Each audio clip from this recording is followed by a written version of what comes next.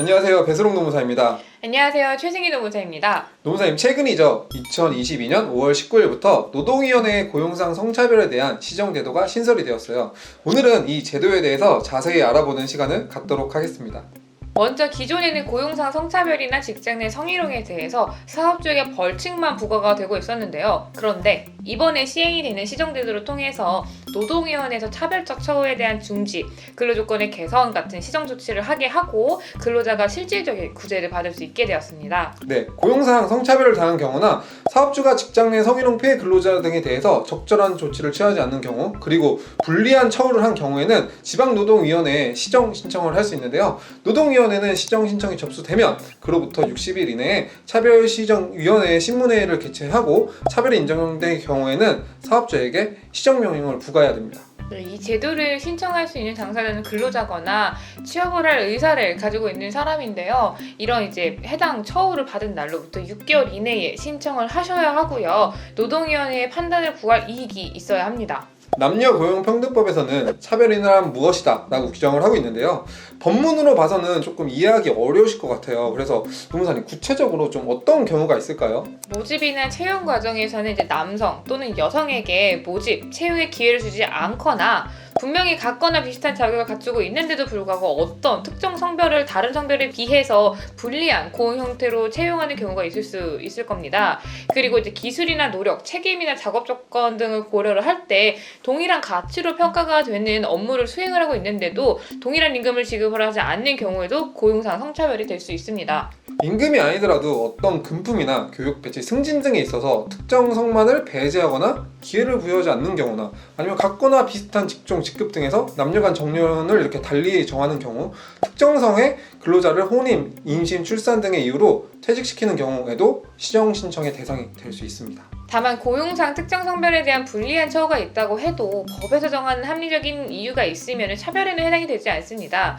직무 성격에 비춰서 특정한 성별이 불가피하게 요구가 되거나 모성보호를 위한 조치, 그리고 법률에 따라 적극적인 고용 개선 조치를 하는 경우 등과 같이 불리한 처우가 정당화되는 경우에는 차별이 성립하지 않습니다. 아까 말씀드린 것과 같이 고용상 성차별뿐만 아니고 직장 내 성희롱 관련한 사항에 대해서도 시정 신청이 가능한데요. 예를 들면 직장 내 성희롱 사실이 확인되었고 피해 근로자가 요청하였음에도 불구하고 근무 장소의 변경, 유급 휴가 등의 그런 적절한 조치를 취하지 않았다거나 고객 등에 의한 성희롱에 의해서 고충 해소를 요청했음에도 불구하고 적절한 조치를 하지 않는 사례가 있을 것 같습니다.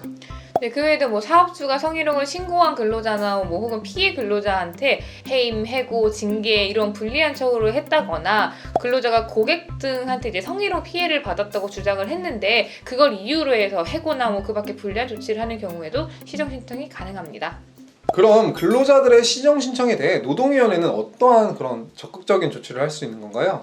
만약 판단을 했는데 차별적 처우나 직장 내 성희롱, 조치 의무 위반에 해당한다라고 판단이 되면은 차별적 처우를 하지 않도록 중지하고 취업규칙이나 단체협약을 개정을 해서 근로조건을 개선하도록 시정명령을 내릴 수 있고요.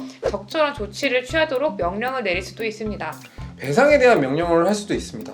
배상을 명할 경우 배상액을 근로자에게 발생한 손해액을 기준으로 하고 차별적 처우에 명백한 고의가 인정이 되거나 차별적 처우가 반복되는 경우에는 손해액을 기준으로 3배까지 배상을 명령할 수 있습니다. 네, 그럼 이런 시정명령에 대해서 사업주가 이행을 하지 않으면 어떻게 되나요? 네, 사업주가 확정된 시정명령을 정당한 이유 없이 이행하지 않거나 그런 경우에는 1억 원 이하의 과태료가 부과될 수 있고 시정 신청을 한 근로자는 이런 경우 고용노동부에 신고할 수 있습니다. 노무사님, 시정제도가 22년 5월 19일부터 시행인데 그럼 그 전에 발생한 차별들도 시정 신청을 할 수 있나요? 개정 남녀고용평등법 시행일, 그러니까 2022년 5월 19일 이후에 발생한 차별부터 신청을 할 수 있습니다. 다만 법 시행 이전이라도 계속된 차별이 법 시행 이후에도 계속이 된다면 이러한 경우에는 시정 신청을 할 수 있습니다. 그럼 만약 성차별로 인해서 해고를 당했다 그러면 부당해고 구제 신청이랑 고용상 성차별 시정 신청을 둘 다 각각 모두 할 수 있는 건가요? 네, 맞습니다. 근로기준법에 따른 부당해고 구제 신청과 남녀고용평등법에 따른 고용상 성차별은 근거법, 제도의 목적, 요건, 구제 명령의 내용, 효력 등이 각각 다르거든요. 그래서 각각 신청에 대한 독자성과 독립성이 인정이 됩니다. 네, 그리고 한 가지 주의하셔야 되는 점은 이 시정제도는 차별적 처우로 인해서 권리를 직접 침해를 받은 사람을 구제하기 위한 절차라는 건데요. 예컨대 성차별적인 모집 공고가 있었다고 해서 그 회사에 취업할 의사도 없는 사람이 차별 시정 신청을 한다라고 하면은 그 해당 내용은 차별로 인정을 받을 수는 없습니다. 다만 응시원서를 제출한 사람이 실제 모집 채용 과정에서 성차별을 받은 경우에는 차별로 인정이 될 수 있습니다. 또 한 가지 헷갈리실 수 있는 부분을 말씀드릴게요. 직장 내 성희롱 조치 의무 위반에 대한 시정 신청은 조사 결과 직장 내 성희롱이 발생했다는 그런 사실이 있어야 됩니다. 단순히 직장 내 성희롱을 신고하여 조사 기간 도중에 사업주가 적절한 조치를 취하지 않았다는 점은 시정 신청의 대상이 아닙니다. 네, 맞아요. 조사 기간 적절한 조치에 대해서는 별도의 규정이 있으니까 뭔가 조치가 적절하지 않았다라고 하면은 고용노동부에 신고해서 구제받으실 수 있습니다.